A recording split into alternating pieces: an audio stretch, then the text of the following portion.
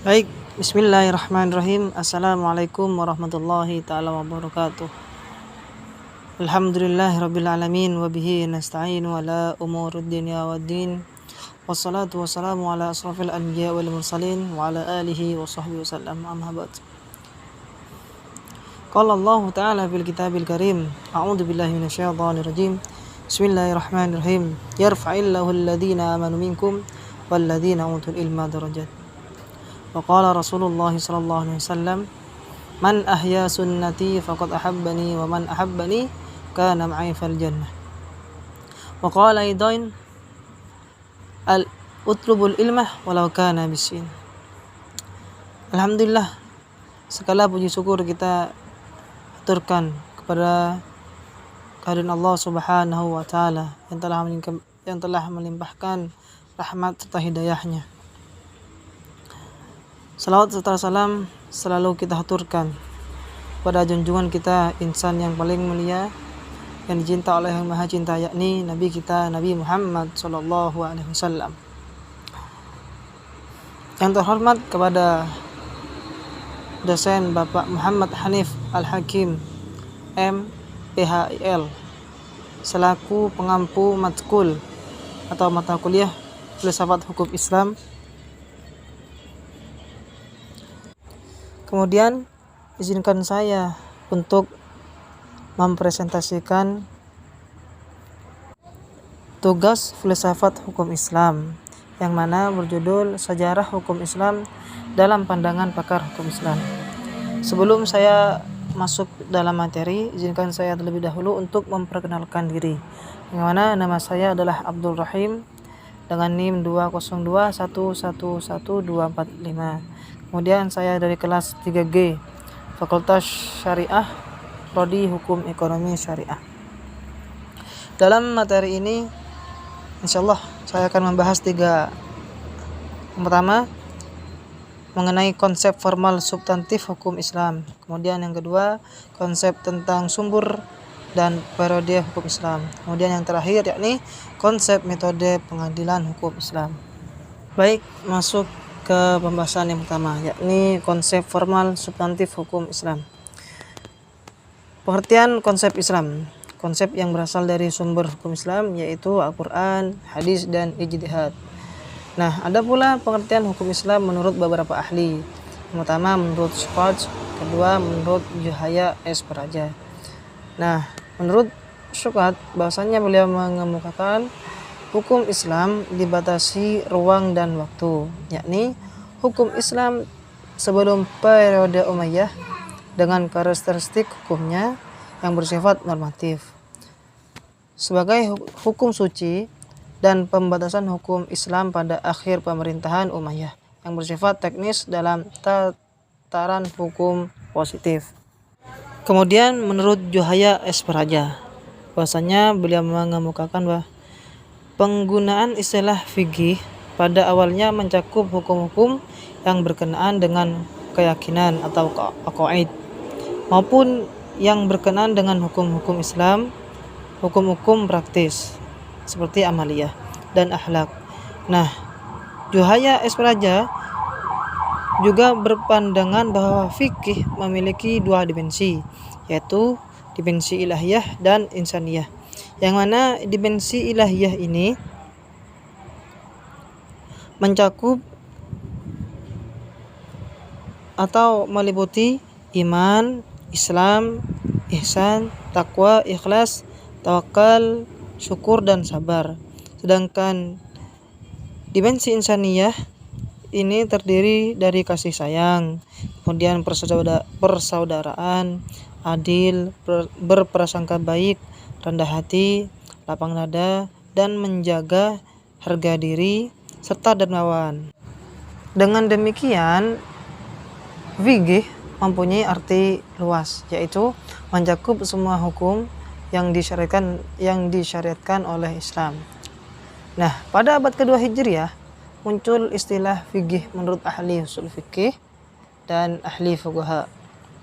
Yang mana menurut ahli usul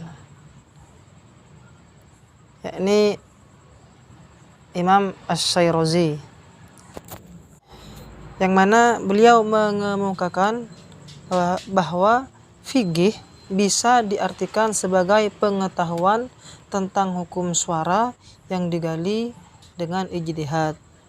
Kemudian menurut para fuqaha, yang pertama, fikih juga bisa diartikan sebagai memelihara masalah-masalah hukum syara yang praktis dan diambil dari Al-Quran dan As-Sunnah. Kemudian yang kedua, bahwa fikih juga bisa diartikan sebagai kumpulan hukum syara. Kemudian ilmu hukum terdapat berbagai makna hukum dari beberapa pakar, yakni menurut Suarjono, Suekanto, dan Mustafa Abdullah merumuskan hukum dengan 9 arti, yakni pertama, ilmu hukum bisa diartikan atau makna ilmu atau pengetahuan. Yang kedua, disiplin atau sistem ajaran tentang kenyataan. Yang ketiga, kaidah atau norma. Dan ilmu hukum juga bisa diartikan sebagai tata hukum atau hukum positif tertulis. Dan yang kelima, keputusan pejabat. Yang keenam, petugas. Yang ketujuh, pemerintah. Yang kedelapan, ilmu hukum juga bisa diartikan sebagai perilaku teratur atau ajek. Kemudian yang 9 terakhir, ilmu hukum juga bisa diartikan sebagai jalinan nilai-nilai. Kemudian masuk ke pembahasan yang kedua, yakni mengenai konsep tentang sumber dan periode hukum Islam, yang mana ada beberapa pendapat tentang sumber hukum Islam. Di antaranya ada menurut yang pertama Squad, yang kedua kelompok Mu'tazilah, dan yang terakhir ahli tasawuf dan ahli fikih.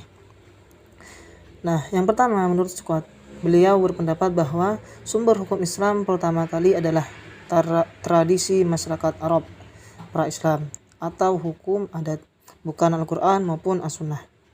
Nah, dari pengertian atau pendapat Squad ini bisa kita fahami dari kaidah fikih yang mana yakni al-adat muhakkamah, yang berarti adat juga bisa menghukumi. Kemudian ada pendapat kelompok Mu'tazilah, yang mana mereka berpendapat bahwa salah benar, baik buruk, serta apa yang disuruh dan apa yang dilarang merupakan unsur yang menyatu dengan intelek manusia, sehingga adat bagi mereka dapat dipandang sebagai satu sekian dari banyak sumber hukum Islam.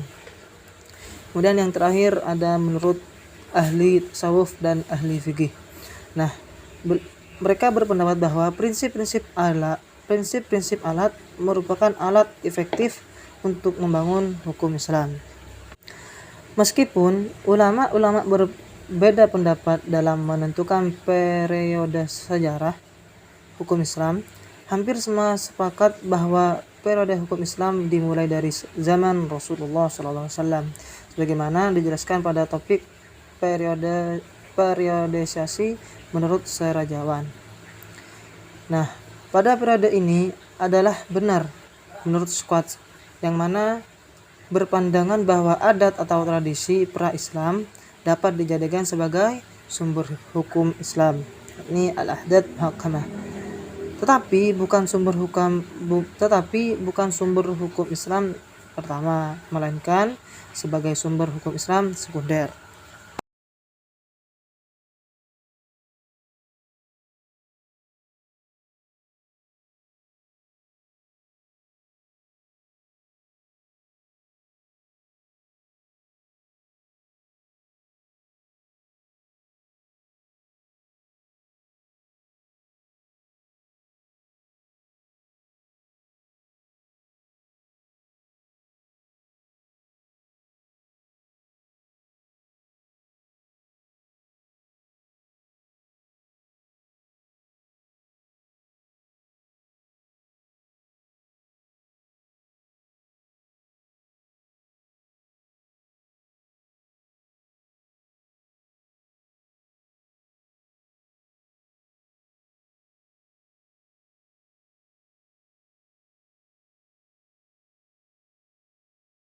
Kemudian selanjutnya Dalam pendekatan filsafat terdapat dua objek di dalamnya. Yang pertama objek teoritis dan objek praktis. Nah, dalam objek teoritis ini ada beberapa, di antaranya adalah yang pertama prinsip hukum Islam, kemudian B atau yang kedua dasar dan sumber hukum Islam, kemudian C tujuan hukum Islam, D asas hukum Islam, dan E kaidah hukum Islam. Kemudian objek praktis. Nah, objek praktis ini ada 3 macam. Yang pertama atau A, mengapa manusia melakukan dan harus diatur oleh hukum Islam. Kemudian B, mengapa manusia harus melakukan ibadah seperti sholat. Kemudian C, apa hikmah yang terkandung dalam pelaksanaan ibadah puasa, haji, zakat, sedekah, dan lain-lainnya. Alhamdulillah, terima kasih. Semoga yang saya ucapkan dan saya sampaikan menjadi amal jariyah bagi saya dan bisa menjadi manfaat bagi seluruh umat manusia, khususnya para mahasiswa dan para pelajar. Amin amin ya rabbal alamin. Al-afu minni, assalamualaikum warahmatullahi wabarakatuh.